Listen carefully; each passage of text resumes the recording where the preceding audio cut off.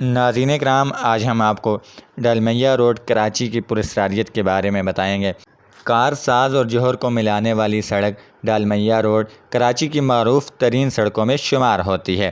اس سڑک کے بارے میں قدیم وقتوں سے آج تک ایک کہانی بیان کی جاتی ہے کہ اکثر اس روڈ پر ایک پراسرار لڑکی کو دیکھا جاتا ہے جو دلہن بنی ہوئی ہوتی ہے اور اس نے سرخ لباس پہن رکھا ہوتا ہے۔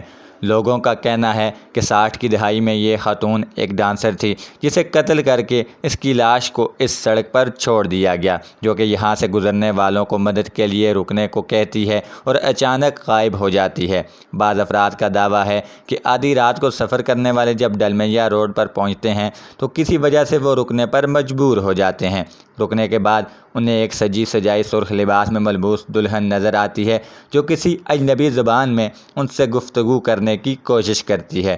ڈرائیورز کا پہلا خیال یہی ہوتا ہے کہ کسی پریشان حال دلہن کو مدد کی ضرورت ہے، لیکن دیکھتے ہی دیکھتے اس کی شکل بدل جاتی ہے اور وہ ایک خوفناک چڑیل کا روپ دھار لیتی ہے۔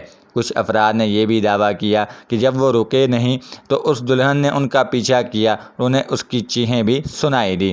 ڈلمیہ روڈ پر آدھی رات کو بھٹکنے والی اس دلہن نما حیولے کی CCTV فوٹیج بھی انٹرنیٹ پر دیکھی جا سکتی ہیں۔ اس کارساز دلہن کو برائیڈ آف کارساز کا نام بھی دیا جاتا ہے۔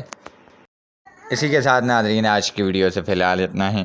آپ سے ملاقات ہوگی پھر کسی نیکسٹ ویڈیو میں، تب تک کے لیے مجھے دیجیے اجازت۔ اللہ حافظ۔